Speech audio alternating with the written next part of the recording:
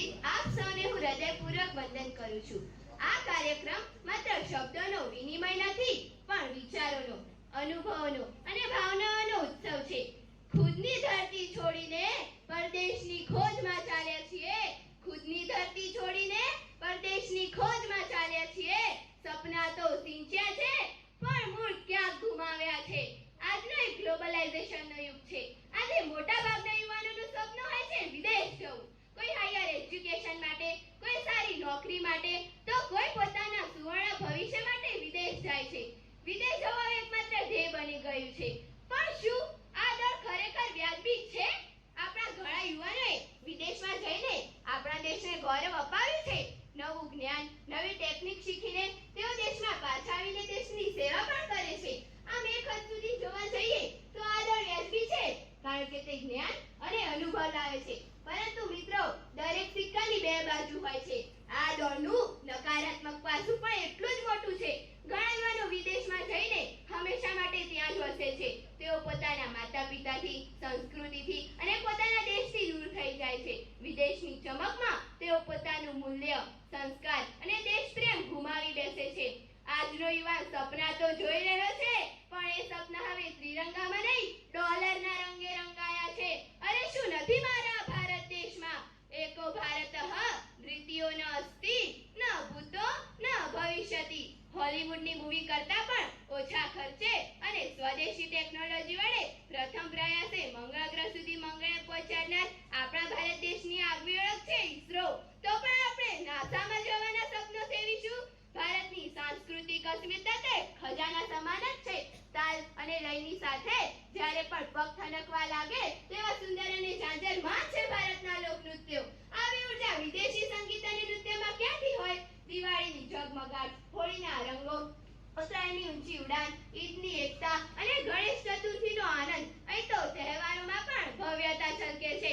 અહીં સંગીત, નૃત્ય અને રંગ છે, અહીં જીવન જીવવાનો ઢંગ છે। ક્યાં મળશે તમારે વાત જ શું કરવી? યાદ કરો એ ઘાસની પથારી પર ઊંઘનાર પણ માથું ન નમાવનાર મહારાણા પ્રતાપને, મેરી ઝાંસી નહીં દૂંગી કહી અંગ્રેજોને બૂમ પડાવનાર રાણી લક્ષ્મીબાઈને, સ્વરાજની સ્થાપના માટે પોતાનું જીવન હોમી દેનાર છત્રપતિ શિવાજી મહારાજ અને તેમના છાવા છત્રપતિ સંભાજી મહારાજને, આખું વિશ્વ જ્યારે વિરોધમાં હતું ત્યારે એકલે હાથે ભારત માટે ન્યુક્લિયર બોમ્બ બનાવનાર અબ્દુલ કલામને, પહાડ ચીરી રસ્તો બનાવનાર દશરથ માંજીને, ક્યાં મળશે આટલું શૌર્ય, આટલું પરાક્રમ?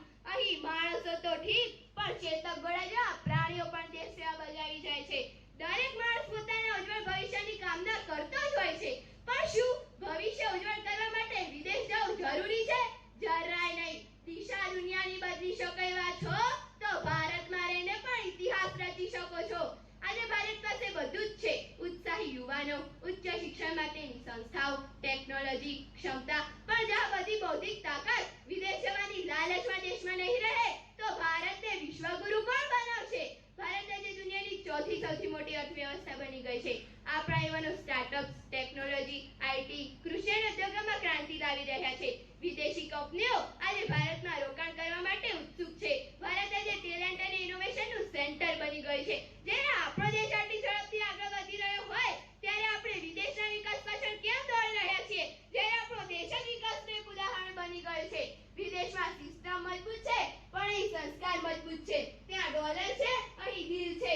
છેલ્લે હું મારી વાણીને વિરામ આપતા બસ એટલું જ કહીશ કે अपनी नॉलेज की पावर से भारत को जगमगाना है, अपनी मेहनत की खुशबू से इस माटी को महकाना है। विदेशी चीजों की बहुत कर ली वाह वाह, अब तो स्वदेशी की ज्वाला हर दिल में जलानी है, अब तो स्वदेशी की ज्वाला हर दिल में जलानी है। હોય તો વિકાસ હોય માટે આજે સમગ્ર વિશ્વમાં શાંતિની જરૂર છે, નહીં કે શસ્ત્રની। શાંતિ પ્રિય આપણા આદરણીય દિલીપભાઈ સાહેબ શ્રી, મિલનભાઈ સાહેબ શ્રી અને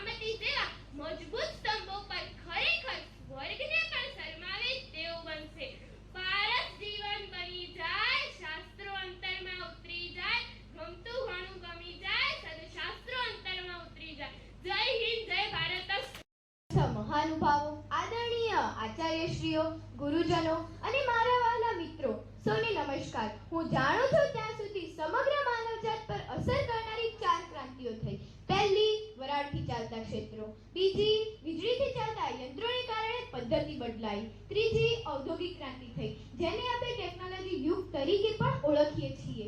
ચોથી ક્રાંતિ થઈ તે પહેલા માણસ મશીનને ચલાવતો હતો. હવે સમય આવી ગયો છે મશીન માણસને ચલાવે છે. છે ને અનોખું? 21મી સદીનું ચિત્ર બદલી નાખ્યું છે. તે છે કૃત્રિમ બુદ્ધિમત્તા, આર્ટિફિશિયલ ઇન્ટેલિજન્સ, જેને આપણે સામાન્ય ભાષામાં AI કહીએ છીએ. આજના યુગમાં AI એક એવો વિષય છે જે આપણા મનમાં અનેક પ્રશ્નો ઊભા કરે છે. તે હવે આપણા જીવનનું એક અભિન્ન અંગ બની ગયું છે. મોબાઈલ ફોનમાં રહેલું ગૂગલ આસિસ્ટન્ટ હોય કે પછી ગાડી ચલાવવામાં મદદ કરતું નેવિગેશન સિસ્ટમ, AI આપણી આસપાસ જ છે. પરંતુ સવાલ એ છે કે આ શક્તિશાળી જીન આપણું સહયોગી છે કે પ્રતિસ્પર્ધી? વૈજ્ઞાનિક ક્રાંતિના આ યુગમાં આર્ટિફિશિયલ ઇન્ટેલિજન્સ એક એવું ટેકનોલોજીકલ પરાક્રમ છે જેણે માનવ જીવનના દરેક પાસાને સ્પર્શ કર્યો છે. તો તેનો ઇતિહાસ આપણને ખબર હોવી જ જોઈએ. ઈસવીસન 1950માં એલન ટ્યુરિંગે રોબોટિક્સના 3 લોજ પ્રકાશિત કર્યા. મશીન લર્નિંગને ચકાસતા ટેસ્ટ રજૂ કર્યો તો તેમણે બતાવ્યું કે મશીનો પણ માણસની જેમ શીખવી શકે છે.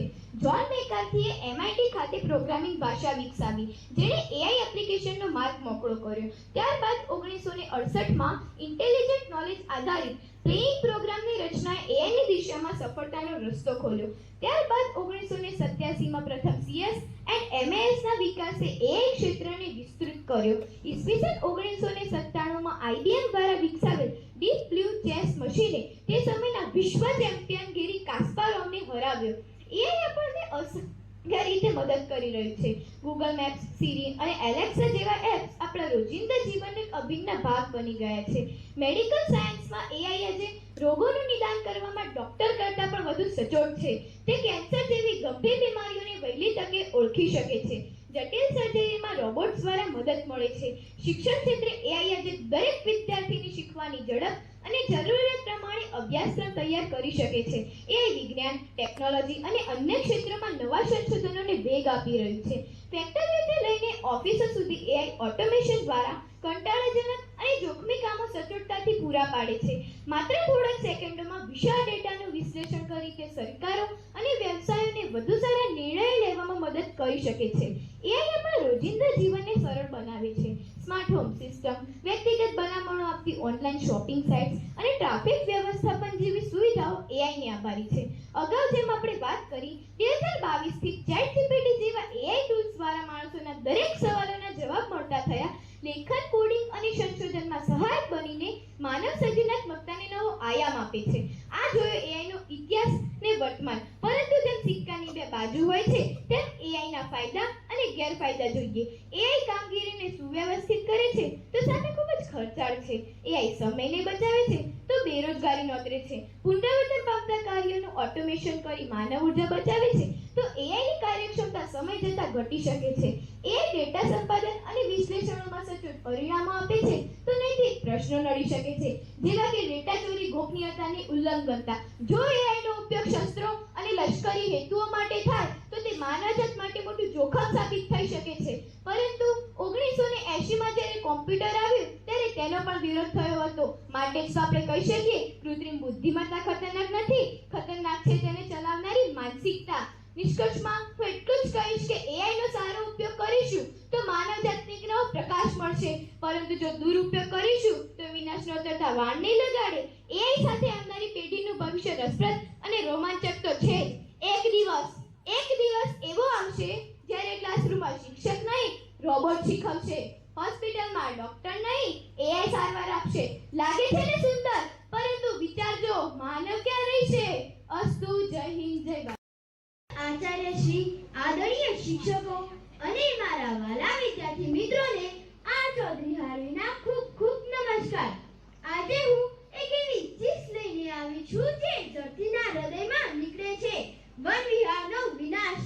અને હા મિત્રો, આ કોઈ કુદરતી આપત્તિ નથી, આ તો માનવની સર્જાયેલ વિનાશક કહાની છે. ધરતી રડી રહી છે, તેની આંખમાંથી આંસુ વરસી રહ્યા છે. ક્યારેક વરસાદ બનીને તો ક્યારેક સૂકા ચોમાસા બનીને, અને આ બધું પિંજર ખોદી નાખી છે.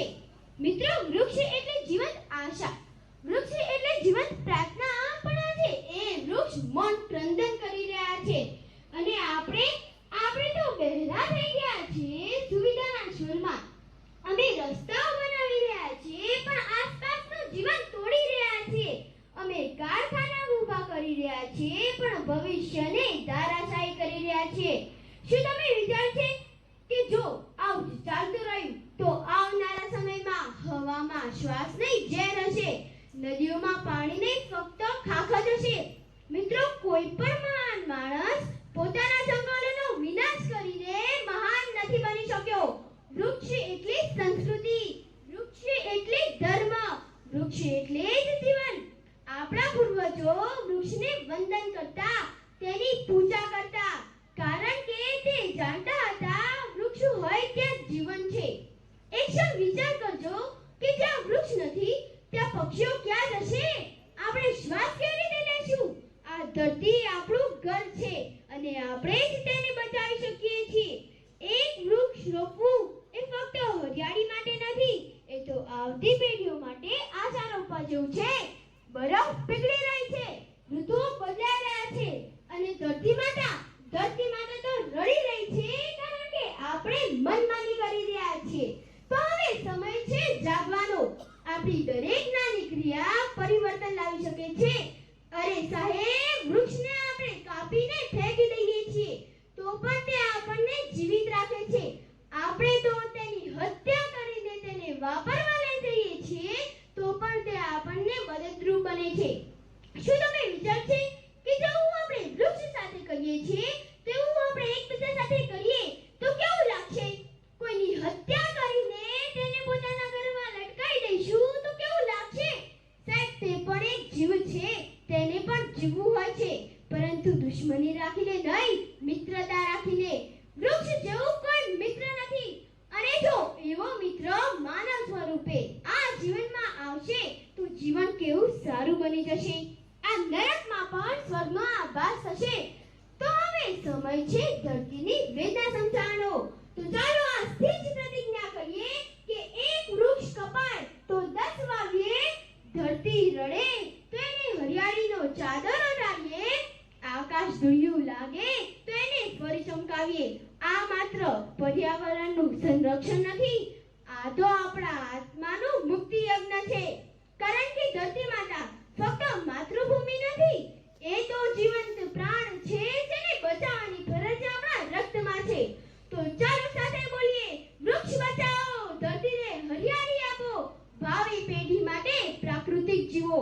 ધરતીના હરિયાળા હૃદય માટે ચાલો આપણા લાલચની બલી દઈએ અને અનેક નવી પેઢીઓ માટે હરિયાળી ધરતીનો વારસો છોડી દઈએ. અંતમાં હું એટલું જ કહેવા માંગીશ કે વૃક્ષ બચાવશો ને તો જ જીવન બચાવી શકશો, આ પૃથ્વીને જીવિત રાખી શકશો. આપણા મનમાં એક એવો વિચાર તો ઊભો જ થવો જોઈએ કે જેવું આપણે વૃક્ષ સાથે કર્યું હતું તેવું હવે આપણે ક્યારેય પણ નહીં કરીશું. જંગલનો વિનાશ એક મહાન વિનાશ છે, તેથી જંગલનો વિનાશ ન થાય એવી હું પ્રભુથી અને આપ સૌથી પ્રાર્થના કરું છું. જય હિન્દ, જય ભારત. માહોલના સાનિધ્યમાં પધારેલ માનનીય સાહેબશ્રી, આચાર્યશ્રી, તમામ ગુરુજનો તથા મારા વહાલા ભાઈ બહેન, આજે વર્તમાન પરિસ્થિતિમાં આપણે દુનિયા તરફ નજર કરીએ તો અસલામતી અને અશાંતિનો માહોલ છે. રશિયા અને યુક્રેન તથા ઇઝરાયલ અને ગાઝા વચ્ચે કેટલાક સમયથી યુદ્ધ ચાલી રહ્યું છે, જેના પરિણામો આપણે નિહાળીએ છીએ. ખરેખર યુદ્ધ શાંતિ માટે થાય છે, પણ અંતે યુદ્ધમાં ખુવારી સિવાય કશું મળતું જ નથી. ઇઝરાયલ, રશિયા, સાઉથ કોરિયા જેવા ઘણા દેશોમાં લશ્કરી તાલીમ ફરજિયાત છે. આ પરિસ્થિતિમાં ભારત દેશમાં ફરજિયાત લશ્કરી તાલીમ હોવી જોઈએ. આજે આ વિષય આપણે ચર્ચા કરીશું. ભારત દેશમાં ફરજિયાત લશ્કરી તાલીમ આ વિષય માત્ર શસ્ત્રો અને સૈન્ય પૂરતું સીમિત નથી, પરંતુ રાષ્ટ્રના નિર્માણ અને યુવાનોના ચારિત્ર ઘડતર સાથે પણ ગાઢ રીતે જોડાયેલો છે. એટલે કે army bricks and nation which blitz and army. ઉમદા જીવન જીવવા માટે શિસ્ત જરૂરી છે.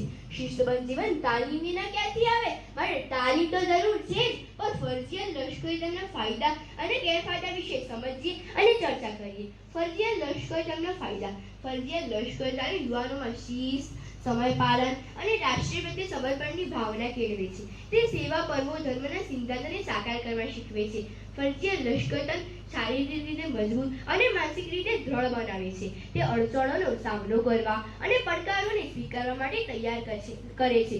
લશ્કરી પૂર, ભૂકંપ જેવી કુદરતી આફતોના સમયે બચાવ અને રાહતના કાર્યમાં મદદ કરી શકે છે.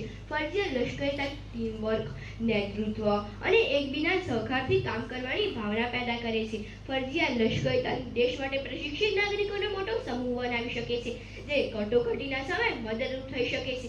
ભારત દેશમાં ફરજિયાત લશ્કરી દળ એ ફક્ત સૈનિકોને તૈયાર કરવા માટે નથી, પરંતુ શિસ્તબદ્ધ, જવાબદાર, રાષ્ટ્રપ્રેમી નાગરિકની એક પેઢી તૈયાર કરવા માટે છે. આ તાલીમ માણસના સ્વાર્થના બદલે રાષ્ટ્રહિતને પ્રાથમિકતા આપવા શીખવે છે. માટે જ કહેવાય છે, સૈનિકો આપણા સપનાના રક્ષકો છે, આપણી વાસ્તવિકતાના રક્ષકો છે. So friends, the army is the true nobility of our country. જો કે ફરજિયાત લશ્કરી દળના કેટલાક ગેરફાયદા પણ છે. ઉચ્ચ ખર્ચ. આટલી મોટી સંખ્યામાં વિદ્યાર્થીઓને તાલીમ આપવા માટે વિશાળ ઇન્ફ્રાસ્ટ્રક્ચર અને સંસાધનોની જરૂર પડે છે, જે સરકાર માટે મોટો નાણાકીય બોજ બની શકે છે. આ ભંડોળનો ઉપયોગ શિક્ષણ અથવા સ્વાસ્થ્ય જેવા અન્ય ક્ષેત્રોમાં પણ થઈ શકે છે. ઘણા લોકો માને છે કે ફરજિયાત સૈન્ય તાલીમ વ્યક્તિગત સ્વતંત્રતાનું ઉલ્લંઘન છે. દરેક વિદ્યાર્થીના રસ અને કારકિર્દીના લક્ષ્યો અલગ હોય છે, તેથી લશ્કરી તાલીમ દરેક માટે યોગ્ય નથી. સખત અને તણાવપૂર્ણ સૈન્ય વાતાવરણમાં વિદ્યાર્થીના માનસિક સ્વાસ્થ્ય સમસ્યાઓ જેવી કે ચિંતા અને ડિપ્રેશનનું કારણ બની શકે છે. ફરજિયાત લશ્કરી તાલીમ યુવાનોના શૈક્ષણિક અને વ્યવસાયિક માર્ગોમાં વિક્ષેપ પાડી શકે છે, જે તેમની ભવિષ્યની યોજનાને વિલંબિત કરી શકે છે. ભારત દેશમાં ફરજિયાત લશ્કરી તાલીમ કરવી આ એક જટિલ મુદ્દો છે, જ્યાં એક તરફ યુવાનોમાં શિસ્ત, દેશભક્તિ અને શારીરિક સુખાકારી વધારવાના ફાયદા છે, જ્યાં બીજી તરફ વ્યક્તિગત સ્વતંત્રતા, આર્થિક બોજ, સંભવિત માનસિક અસરો જેવી કે ચિંતા પણ છે. ભારત દેશમાં ફરજિયાત લશ્કરી તાલીમને બદલે રાષ્ટ્રીય કેડર કોર્પ્સ એનસીસી જેવી વૈકલ્પિક યોજનાને પ્રોત્સાહન આપવું તે વધુ સંતુલિત અભિગમ હોઈ શકે છે. આ મિત્રો, આજના આ યુગમાં યુદ્ધ હવે સંપૂર્ણ ટેકનોલોજી પર આધારિત છે. ભારત જેવા વિપુલ વસ્તી ધરાવતા દેશમાં યુવાનોને પોતાની કાર્યક્ષમતા અનુસાર ટેકનોલોજીના રિસર્ચ માટે યોગ્ય સંસાધનો પૂરા પાડવા એ પણ આ દિશામાં મહત્વનો કદમ ગણાશે. લશ્કરી તાલીમ પુસ્તકોનું વાંચન ઘણીવાર વિરોધાભાસ જેવું લાગશે. બાળપણથી જ બાળકોમાં સારા પુસ્તકોનું વાંચન એ પણ આ દિશામાં મહત્વનો કદમ ગણાશે. આ મિત્રો, આપણે પણ આપણી ભારત ભૂમિની રક્ષા માટે સ્વયં આગળ આવીએ અને એક સુશિક્ષિત અને વિકસિત રાષ્ટ્રભૂમિનું નિર્માણ કરીએ. જય હિન્દ, જય ભારત. અત્યંત ગંભીર અને સંવેદનશીલ વિષય પર મારા વિચારો રજૂ કરવા અહીં ઉપસ્થિત છું. બાળ અપરાધ માત્ર એક કાયદાકીય સમસ્યા નથી, પરંતુ તે આપણા દેશના અને સમાજના ભવિષ્ય સાથે જોડાયેલો એક સામાજિક સવાલ છે.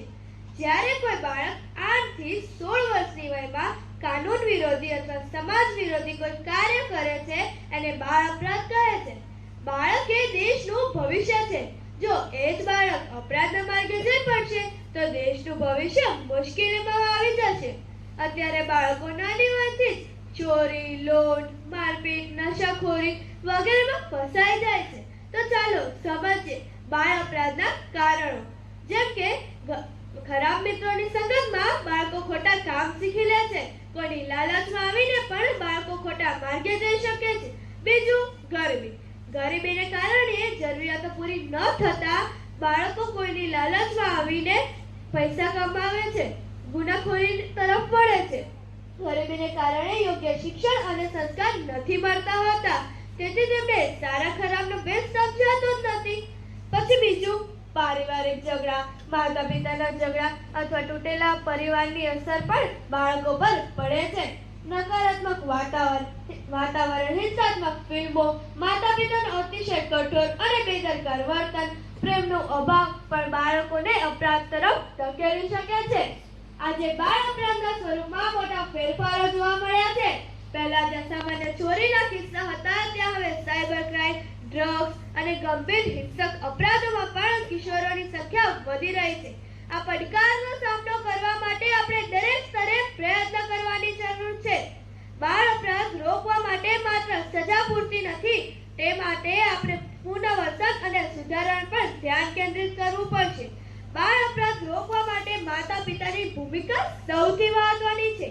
माता पिता भले ही अनपढ़ क्यों न हो, लेकिन शिक्षा और संस्कार देने की जो क्षमता उनमें होती है वह किसी भी स्कूल या कॉलेज में नहीं होती है। वातावरण शांत અને સકારાત્મક હોવું જોઈએ। બાળકોને સકારાત્મક પ્રવૃત્તિઓ જેમ કે રમત ગમત કલા સંગીતમાં જોડાવાની તકો પ્રાપ્ત થવી જોઈએ, કેમ કે ખાલી મગજ શેતાનનું ઘર હોય છે। આજે ઘણી બધી સંસ્થાઓ બાળ અપરાધ રોકવા કે સુધારવા સતત પ્રયત્નશીલ છે, જેમ કે ઓબ્ઝર્વેશન હોમ, રિમાઇન્ડ હોમ, રિપાઇટરી હોમ, માન્ય પ્રાપ્ત શાખાઓ, બોસ્ટેલ શાખાઓ અને બાળ અદાલતો જેવી સંસ્થાઓ બાળ અપરાધ રોકવા સતત પ્રયત્નશીલ છે। આપણા મહેસાણામાં પણ બાળ અપરાધ કેન્દ્ર children home care boys Rampur કુકસ આવેલા છે, જેનો કોન્ટેક્ટ નંબર 9913602336 છે। આવા બાળ અપરાધ કેન્દ્રો દરેક જિલ્લાઓમાં આવેલા છે।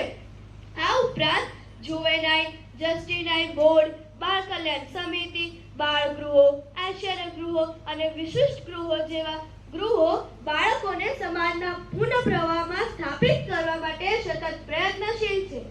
गलती पर किसी को उतना ही बोलिए ताकि वो सुधर सके और गलती कोई भी करे उसे अकेले में समझाए, क्योंकि सुधरना उसको है, दुनिया को नहीं।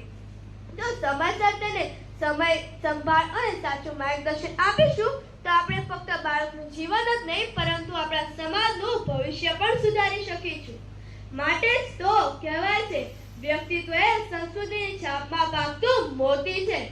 ભારતમાં બાળ અદાલતની શરૂઆત ઈસવીસન 1941માં થઈ હતી। ક્રાઇમ ઇન ઇન્ડિયાના અહેવાલો અનુસાર સૌથી વધારે ગુનાઓ પ્રોડિશનલ એક્ટ અને ગ્લોબિંગ એક્ટ હેઠળ નોંધાયેલા છે। છોકરીઓ કરતાં છોકરાઓમાં બાળ અપરાધ વિશિષ્ટ પ્રમાણમાં જોવા મળે છે। આપણે બાળકોને સલામત અને ઉજ્જવળ ભવિષ્ય આપવાનો સંકલ્પ લેવો જોઈએ। તો ચાલો બાળકોને ગુનાની ગર્તામાંથી બહાર કાઢી અને દેશનો એક જવાબદાર નાગરિક બનાવવામાં મદદ કરીએ। જય હિન્દ, જય ભારત। મિલનભાઈ, આચાર્ય બેન એક જ છે, જ્યોત્સનાબેન, અધ્યાપક ભાઈ બહેનો, પધારેલ વાલી ભાઈ બહેનો, સ્પર્ધકો અને વિદ્યાર્થી ભાઈ બહેનો, અને ખાસ તો આપણા બે નિર્ણાયકો શ્રી મગનભાઈ અને શ્રી કૌશિકભાઈ, બંને ડોક્ટર છે। ડોક્ટર મગનભાઈ અને doctor Kaushikbhai both are PhD, ભાષાના નિષ્ણાત શિક્ષકો આપણે અહીંયા ઉપલબ્ધ કરી શક્યા છીએ। એમની સેવાઓ વારંવાર આપણે લઈએ છીએ અને હમણાં વિલિયમભાઈએ કહ્યું પ્રમાણે એમનું કામ પૂરું થવાનું છે, પણ એ કેવો નિર્ણય આપે છે।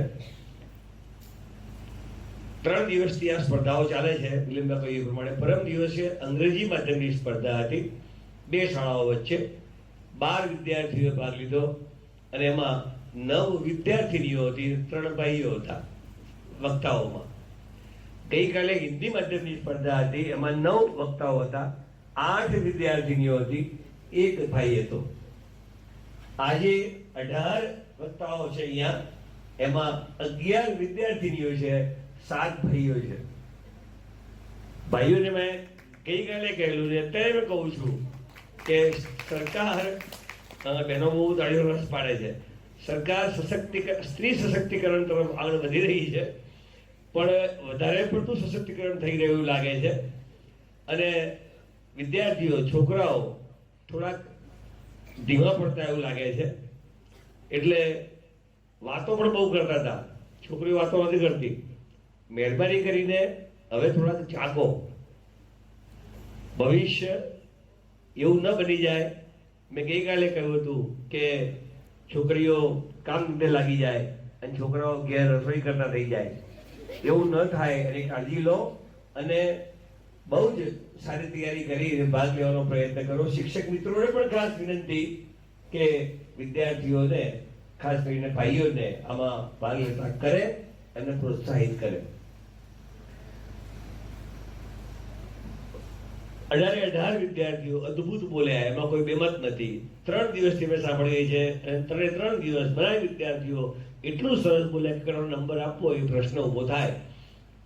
વિષયો પણ કેવા હતા, આ વિદ્યાર્થીઓ માટે આ વિષયો ઘણા ગહન કહી શકાય, કારણ કે એમને તો મારો પ્રિય દેશ નેતા કે મારો પ્રિય મિત્ર કે મારો પ્રિય શિક્ષક કે ડેરીની મુલાકાત કે કોઈ ઐતિહાસિક સ્થળની મુલાકાત કે વર્ષા ઋતુ કે ઉનાળાની ઋતુ, આવા બધા વિષયો સહેલા પૂછાય અને એમાં એ લોકો બોલે. પણ આ વિષયો એ તો એટલા ગહન વિષયો છે. દુનિયાની જે સાંપ્રત સમસ્યાઓ છે, આપણા દેશની જ નહીં સમગ્ર વિશ્વની, એને આવરી લેતા આ બધા વિષયો એમને આપવામાં આવ્યા. અને તો પણ વિદ્યાર્થીઓએ એટલું સરસ કન્ટેન્ટ તૈયાર કરી અને એટલી સરસ રીતે અહીંયા રજૂઆત કરી છે કે એમને તૈયાર કરવા માટે જે શિક્ષકોએ પ્રયત્ન કર્યા હતા, તમામ શિક્ષક ભાઈ બહેનોને, એમના માતા પિતાએ એમાં રસ લીધો હશે જ, તો એમને પણ હૃદયપૂર્વકના ખૂબ ખૂબ અભિનંદન કે આ રીતના બાળકો જો તૈયારી કરતા હોય તો એમને ખરેખર તો અભિનંદન તો એમને આપવા જ પડે. પણ તમે પણ સૌને અભિનંદન આપવાને પાત્ર છો. એ સાહેબે બંને સાહેબશ્રીઓએ બધી ખૂબ સરસ વાત કરી, આપણું માર્ગદર્શન કર્યું, પણ એમનો રસ સાહેબ આ વાતમાં છે. હા, બહુ કપરી પરિસ્થિતિ હતી, પણ સાહેબ તમને સહજ વાત કરું, આ જગ્યાની જે તેમની તાસીર છે, અમારા બંનેમાં એક માર્ક્સનો ડિફરન્ટ નહીં સાહેબ. બંને જણાએ જે મૂલ્યાંકન કર્યું, ક્યાંય ઇરેઝરથી કે કોઈ રીતે સુધારો કરવો નહીં પડે, એટલે ખરેખર એક કુદરતી તત્વ આ જગ્યાની અંદર કે જે નંબર દીકરા કે દીકરીઓને આવ્યા છે એ પ્રોપર અમારું બંનેનું મૂલ્યાંકન એક સરખું ચાલ્યું, એ ખરેખર બહુ સાહજિક બાબત કહેવાય. બેટા એક વાત તમને કરું કે તમને એમ થતું હશે કે મારો ના આવ્યો કદાચ જાહેરાત કર્યા પછી, પણ વિષય શબ્દોની પસંદગી, આપણે જે વક્તવ્ય બોલીએ છીએ એની અંદર આપણે કેવા શબ્દોનો પ્રયોગ કર્યો છે, કારણ કે ઓડિયન્સ ઉપર એ શબ્દોની અસર હોય છે. પછી એક ધારી આપણી પ્રવાહિકતા હોવી જોઈએ. એક વાક્ય આપણે ધીમેથી બોલ્યા, બીજું વાક્ય ઝડપથી બોલ્યા, ત્રીજું વાક્ય વાળું એનાથી ઝડપથી બોલ્યા, એ આપણી જે પ્રવાહિકતા છે વક્તવ્યની, એ ક્યાંક ખોરવાતી હોય છે. એક ધારી પ્રવાહિકતા, એક ધારી ઝડપ, સ્પીડ, આપણે કન્ટેન્ટને આપણે ચલાવવું પડે અંત સુધી. પછી મહત્વના જે શબ્દો આવતા હોય તે આપણે ભાર મૂકવો પડે, ઓડિયન્સને શબ્દોનું ધ્યાન રહે કે આપણા વક્તવ્યની અંદર આ શબ્દ એ બહુ મહત્વનો છે. અને છેલ્લે જ્યારે સમાપન થાય ત્યારે સમાપન વખતે આપણી સ્પીડ શ્રોતાઓને ખબર પડી જવી જોઈએ કે આપણા વક્તવ્યનો અહીંયા અંત આવે છે. બધી બાબતો નોર્મલ બાબતો છે, પણ જ્યારે તમે સ્પર્ધકો તરીકે ભાગ લો છો અને સ્ટેજ પર આવો છો ત્યારે આ બાબતો બહુ ઇમ્પોર્ટન્ટ આપણા માટે બની જતી હોય છે. જો કે સાહેબે કહ્યું એમ આ વિષયો તમારી કક્ષાથી બહુ ઉપરના વિષયો છે. અમારા માટે પણ બહુ ચિંતન અને મહેનતના વિષયો છે. એટલે ખરેખર તમે જોરદાર વિષયો પસંદ કર્યા છે.